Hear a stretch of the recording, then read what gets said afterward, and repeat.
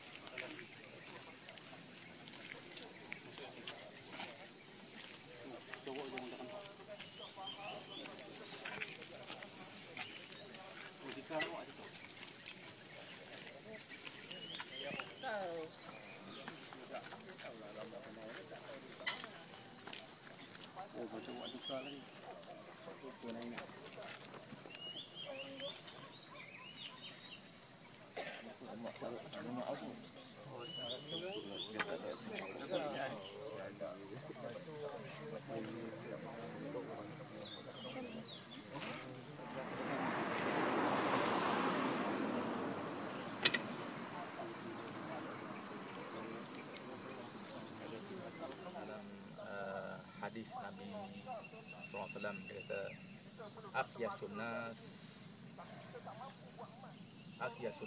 akyasun nas lahum zikran lil maut. Maknanya kata secerdik-cerdik manusia orang yang aksaru zikran lil maut. Secerdik-cerdik manusia itu orang yang perbanyakkan ingat pada kematian. Dan wa'amila lima ba'al maut, dan banyakkan beramal untuk menghadapi alam sebelum kematian, setelah kematian. Jadi dalam hadis itu Nabi menyebut maknanya orang yang paling cerdik ialah orang yang banyak ingat pada kematian. Kerana kematian dia boleh melembutkan hati manusia. Kematian boleh meleburkan kekerasan hati, ketamakan hati manusia.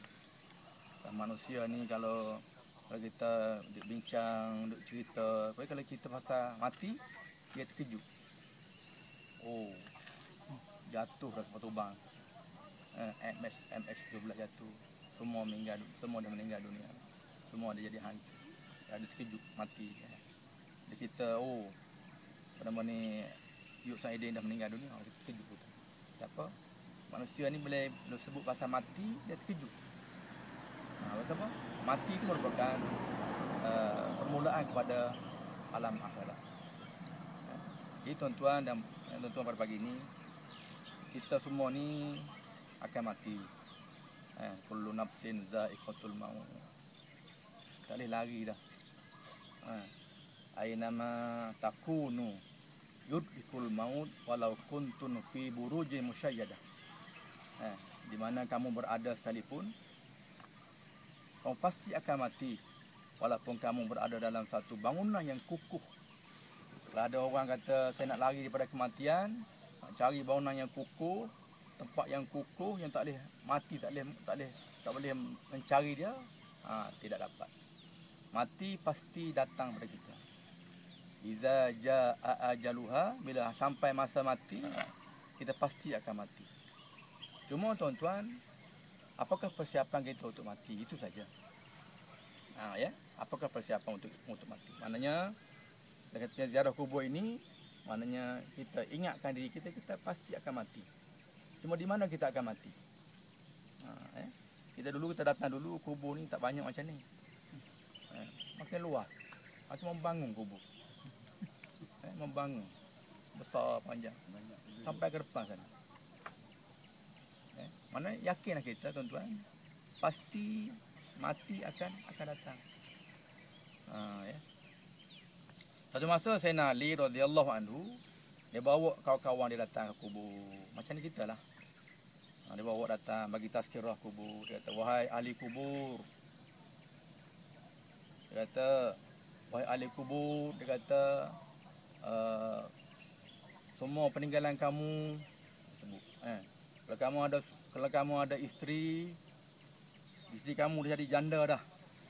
Kalau kamu ada suami kamu dah kahwin aku. Kalau kamu ada harta kamu dah diagih-agih dah oleh anak-anak keluarga kamu. Mantu kata saya nak Jadi dia kata, wahai ahli kubur, apakah amalan paling baik untuk masuk kubur? Dia saja senali dia saja nak dialog dengan ahli kubur.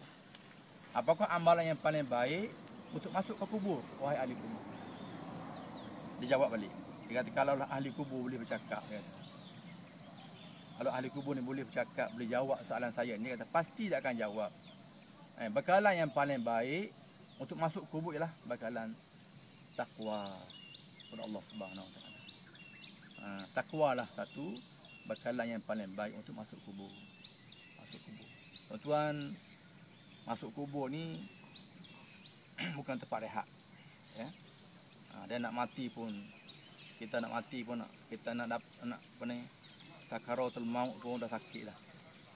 Sakit mati ni satu sakit, sakaratul maut, sakit. Ya. Apa nama ni, satu masa Nabi Isa dia mukjizat dia boleh hidupkan orang mati. Nabi Isa ni mukjizat dia boleh menghidupkan orang yang meninggal dunia. Jadi orang kafir ni dia perli. Dia kata, wahai Isa, dia kata, mungkin kamu hidupkan orang yang belum mati lagi, mungkin orang tu dah pensan ke dia belum mati lagi. Kamu hidupkan orang yang mati 4,000 tahun. Boleh kamu hidup? Habis saya kata, kamu sebut nama dia, siapa nama dia orang tu? Dia sebut satu nama dalam satu cerita, dia sebut dalam nama dia. Nama ni Sam bin Nuh. Itulah Sam bin Nuh. Sam bin Nuh ni nama orang dulu yang ringkas. Sam bin Nuh mati selama 4,000 tahun. Nabi Isa pun dia sembahyang 2 rakaat, dia berdoa. Maka timbullah bangkit ahli kubur, bangkit penuh berubah, rambutnya berubah, janggutnya berubah. Dia kata Nabi Isa, kenapa kamu rambut berubah? Dulu kamu hitam rambut kamu. Dia tanya. Ibadah duduk lagi. Hebat ya, mukjizat. Dia kata, aku ingatkan rambut aku berubah ni aku takut berlakunya hari kiamat. Nak bangkit hari kiamat dah. Jadi rambut aku jadi putih semua. Itu maknanya. Tuan-tuan, kalau di zaman Bani Israel, dia tak tahulah. Mungkin kita tak boleh buat kot. Kita sembahyang 2 rakaat, minta biar Allah bangkitkan dari kubur. Seorang, kita tak percayalah kot. Takut orang tak percaya. Bani Israel dia pernah buat satu rombongan macam kita ni. Dia kata, aku nak tanya ahli kubur ni, macam mana keadaan dalam kubur. Macam tu dia buat, dia sembahyang 2 rakaat, doa, maka bangkit. Timbul kepala kita beritahu macam mana keadaan kamu. Dia kata apa nama ni, sakit mati pun tak habis lagi. Mati 90 tahun mati. Sakit mati pun tak habis lagi, tak hilang lagi. Kata, mintalah kamu doa balik biar aku masuk balik dalam kubur ni. Jadi masuk balik dalam kubur. Mana? Gitulah tuan-tuan maknanya. Dalam kubur ni bukan tempat rehat. Dalam kubur ni, dalam hadis Nabi SAW kata, al-qabru rawdatun min riyadil jannah au hufratin min hufurin nar. Kubur ni merupakan satu taman taman syurga, ataupun satu lubang pada lubang-lubang neraka. Maknanya kubur ni bergantung pada kita lah. Bergantung pada kita punya amalan kita hidup atas dunia ni. Bergantung kepada macam mana cara hidup kita untuk kita dekorasi kubur kita. Bagaimana sikap hidup kita atas dunia ni. Kalau kita orang yang beriman, orang yang bertakwa, beramal soleh, pasti kita kubur kita sebagai raudhah, taman syurga. Sebaliknya, tuan-tuan, kalau kita tidak ada amal soleh, kita tidak beriman, maka kubur kita sebagai hufratun min hufurin nar, macam lubang-lubang neraka. Maknanya kita ziarah kubur ni, kita untuk mengingatkan kepada kematian. Kita pasti akan mati, walaupun kita di mana kita berada sekalipun. Tak tahu, cuma kita tahu di mana kita mati. Boleh kita rancang, tuan-tuan. Orang yang berada di taman ini, inilah tempat dia. Orang berada di taman Rapak Indah ni, Indah Jaya, Rapak Indah, Rapak rapat bahagia ni lah tempat kubur kita. Takkan datang ke sini masa nanti. Kita tak tahu bila. Kalau ikut alamat-alamatnya memanglah dia kata alamatnya, alamat mati ni orang tua lah yang mati dulu. Saya ni cepat matilah kalau ikut umur saya. Orang yang siri 60 ni, kat 60 ni. Tapi dia tak kira tuan-tuan. Mati dia tak kira umur. Cuma adalah tanda-tanda dia. Tanda-tanda nak mati tu ada alamat tu. Alamat kita tua, alamat rambut berubah, alamat tu memang lah. Tapi maknanya mati pasti akan tiba walaupun di mana kita berada sekalipun. Kita pangkat tinggi ke, pangkat besar ke, kaya ke, miskin ke, mati pasti akan kita hadapi. Baik-baik itu kita kena buatkan persiapan untuk mati. Ya. Kubur telah berulang kali mengingatkan kita tentang supaya kita berwaspada, ingatkan pada kematian. Dalam satu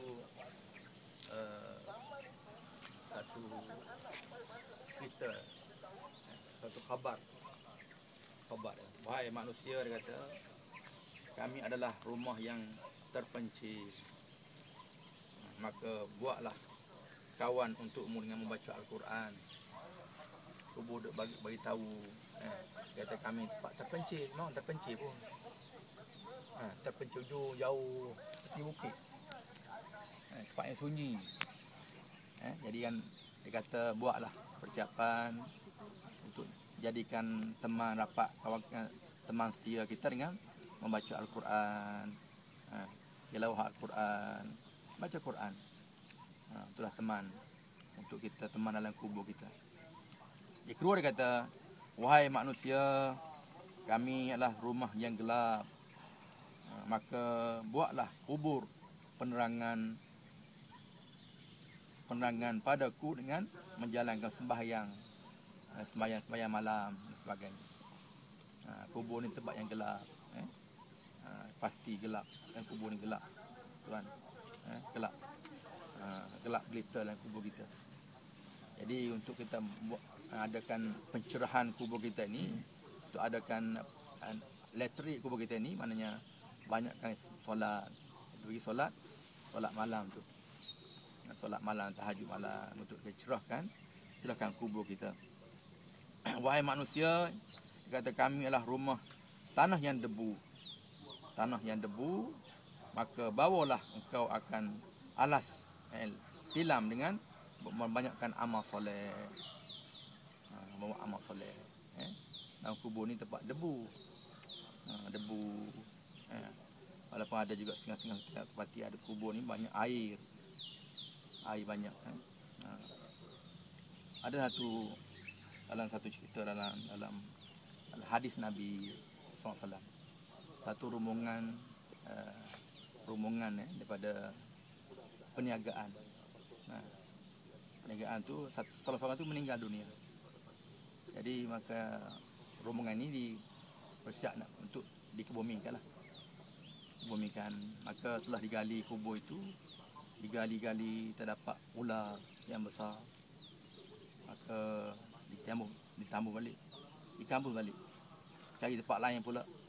Digali pula. Ada ular juga yang besar, sebesar liang lahat ular. Dikambur balik. Digali pula. Ada ular juga. Maka kata dia, ini bukan ular biasa ni. Ini ular alam barzah, ular akhirat. Jadi tanam jugalah. Bumi kat dia dalam oleh ular. Setelah ditanam, dikebumikan, balik kampung, tanya keluarga dia, sianu ni mati, kenapa, apakah amalan dia, apakah aktiviti dia. Katanya isteri dia kata, suami saya ni seorang peniaga bisnes, dia berniaga gandum. Jadi dia ni amalan dia kata sebelum dia ikat gandum ni, dia ambil dulu atas ambil atas sikit untuk makan keluarga. Dia ikat balik, kurangkan timbangan tu. Jadi dia buat macam tu amalan dia, habit dia. Maka itu ada antara ditunjuk dalam kubur tu ialah ular. Ular itu. Jadi maknanya hidup kita ni kena amanah, kena jujur. Kena jujurlah dalam apa saja pun. Tak kira dalam apa pun, dalam perjuangan, dalam ibadah, dalam apa kena jujur, amanah, ikhlas. Ya, itu di antara apa ni. Yang keempat adalah wahai manusia, kami adalah rumah ular yang besar. Ular yang besar. Maka bawalah engkau boleh penawar ubat-ubat dan penawar yang membanyakkan membaca Bismillahirrahmanirrahim. Dalam kubur ni memang ular. Banyak penyengat-penyengat yang besar. Bila bacalah hadis-hadis Nabi SAW, dalam kubur ni ada ular. Kalau orang tak beriman, orang tidak beramal soleh, ular ni akan duk patuk dia, duk gigit dia, duk apa namanya, duk belik dia. Ular ni. Jadi banyakkanlah kita persiapan dalam ini kata. Banyakkan dengan persiapan ubatnya, membaca bismillah. Wahai manusia, yang kelima, wahai manusia, kami adalah rumah penyengat, rumah tempat pertanyaan mungkar dan nakir. Maka perbanyakkanlah membaca la ilaha illallah Muhammadur Rasulullah. Juga kubur juga tempat pertanyaan mungkar dan nakir. Ini hadis-hadis sahih. Bila dalam hadis tersebut, bila orang yang mengkuburkan kubur ni balik, maka datanglah malaikat. Allah hantar balik ruh dia dan dia bangkit, dia hidup balik semula. Itu hadis sebut. Maka datang malaikat menanyakan dia, man rabbuka wa man nabiyyuka. Tanya hadat soal kubur. Soal kubur tak perlu kita hafal. Maknanya itulah antara pertanyaan. Ma rabbuka wa man nabiyyuka wa ma imamuka. Macam-macam. Itu soalan-soalan kubur. Jadi dalam kubur ni tempat persoalan mungkar nakir. Jadi kita perbanyakkan ucapan la ilaha illallah Muhammadur Rasulullah. Walaupun ucapan ni ucapan tauhid. Yang nak jawabnya bukan mulut kita jawab. Nak jawabnya hati kita, iman kita jawab. Jadi kita orang beriman, tak ada masalah, boleh jawab. Kita hidup atas dunia, kita orang beriman, kita ada tauhid, kita ada akidah. Kita jelas akidah kita. Kita tidak ragu-ragu dengan Al-Quran, tak ada ragu-ragu. Dengan hadis Nabi tak ada ragu-ragu. Hari kiamat tak ragu-ragu. Hukum Quran tak ada ragu-ragu. Hukum hudud tak ada ragu-ragu. Tak ada ragu-ragu. Kita jelas kita beriman. Kita pegang sungguh-sungguh. Dan kita perjuangkan dalam peringkat kita. Kita jelas. InsyaAllah. Itulah orang beriman. Redha dengan ketentuan dia. Maka kita beriman. Jawab soalan kubur tu ialah iman kita jawab. Jawab. Siapa Tuhan kamu, siapa Nabi kamu, siapa pimpin kamu, siapa panduan kamu. Jawab jelas. Tuan, itulah yang apa nama ni? Soalan-soalan kubur yang pasti datang. Yang pasti bukan soalan yang harus datang, pasti akan datang. Dan kita pasti akan boleh, insya-Allah kita boleh jawab soalan kubur. Yang senang. Yang berdasarkan kalau kita orang beriman. Jadi tuan-tuan yang kita hadir pada pagi ni, kubur yang luas ini tuan-tuan, dan akan luas lagi kubur ni. Kerana ramai lagi penghuni, bakal penghuni dia. Inna insya-Allah lahikun, dalam hadis Nabi kata inna, semua kami insya-Allah akan menyusuli kamu. Kami insya-Allah akan datang ke sini. Buatlah perancangan. Buatlah perancangan dengan kita beriman, bertakwa dan beramal soleh. Jadi mudah-mudahan kita mendapat sedikit tazkirah kubur, dan mudah-mudahan kita dapat kesedaran yang banyak. Dengan kita cepat-cepat fastabiqul khairat wasari'u ila maghfiratin min rabbikum. Cepat-cepat kita bertaubat. Kenapa? Cepat-cepat masuk kubur ni. Aku tak dan lewat. Mati cepat nak datang ni, cepat-cepat. Kalau kita baca bab mati tuan-tuan, malaikat duk datang jumpa, duk datang renung kita 5 kali sehari. Malaikat datang renung kita ni, duk renung rumah kita 5 kali sehari, duk perhati bila nak ambil. Bila Allah kata, "Hai si Anu, Cik Leh ni pukul 1 ambil dia." Ambil lah. Matilah. Suat Tahir tahun depan mati dia. Matilah. Yang takut tuan-tuan. Tak ada apa yang takut. Mati yang takut. Tak ada apa pun. Tak ada kata jangan, bukan doa tu. Mati bukan kita nak mati. Mati jangan doa. Cuma kita kata ajal. Ajal pasti akan datang. Dah tak kira siapa. Hari ni Jakin telah hantar 10 orang ke Ukraine untuk uruskan jenazah orang yang dagingnya hancur-hancur semua. Itu pun masuk kubur juga. Kubur dia lah. Mungkin di tanah satu tempat kubur. Dia ada juga. Pasti ada. Soal mungkar nakir, soal semua pasti ada. Ya.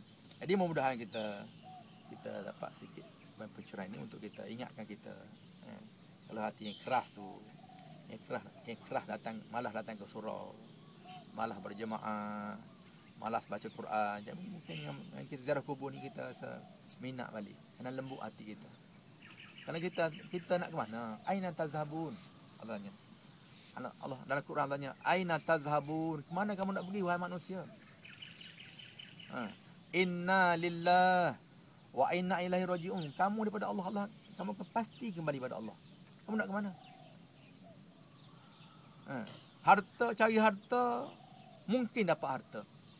Nak cari pangkat, mungkin dapat pangkat. Mungkin, tapi mati tidak mungkin. Pasti mati. Kalau kata nak cari harta, mungkin. Harta ni mungkin dapat. Harus, tak mungkin tak dapat. Tapi mati, pasti dah akan datang. Datang. Maknanya pasti akan tiba. Maknanya kita kena cari persiapan. Utamakan persiapan mati. Tidak kita lupakan persiapan untuk dunia. Ada juga.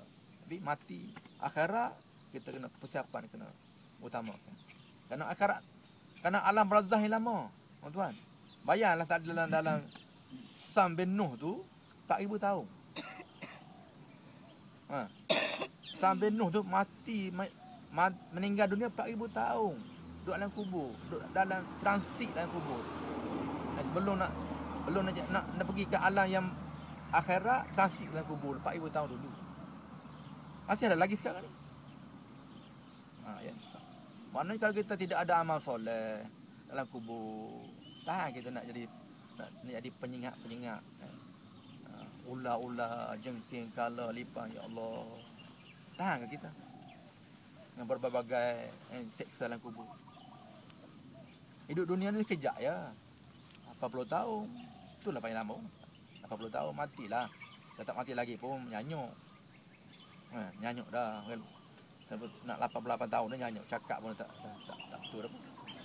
Itulah hidup 40 tahun, 70 tahun, 60 hingga 70 tahun mati kita akan mati. Tapi alam barzah lama. Alam akhirat lagi lama. Masuk neraka lagi lama. Khalidina fiha abada. Masuk syurga alhamdulillah lagi lama.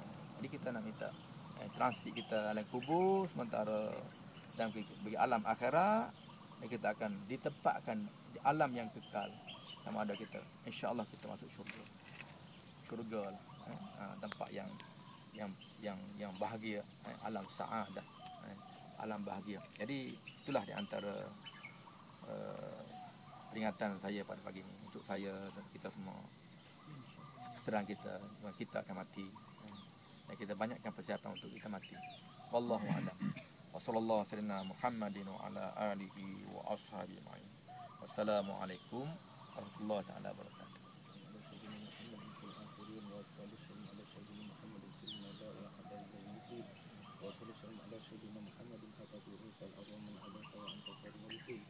اللهم اجعل أصل الطبس وما قرأ من القرآن العظيم وما حله من لا إله إلا الله مستغفر اللهم كل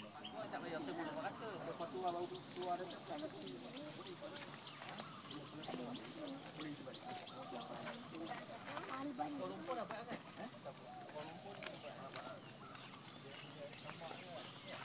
Tak ada apa dah.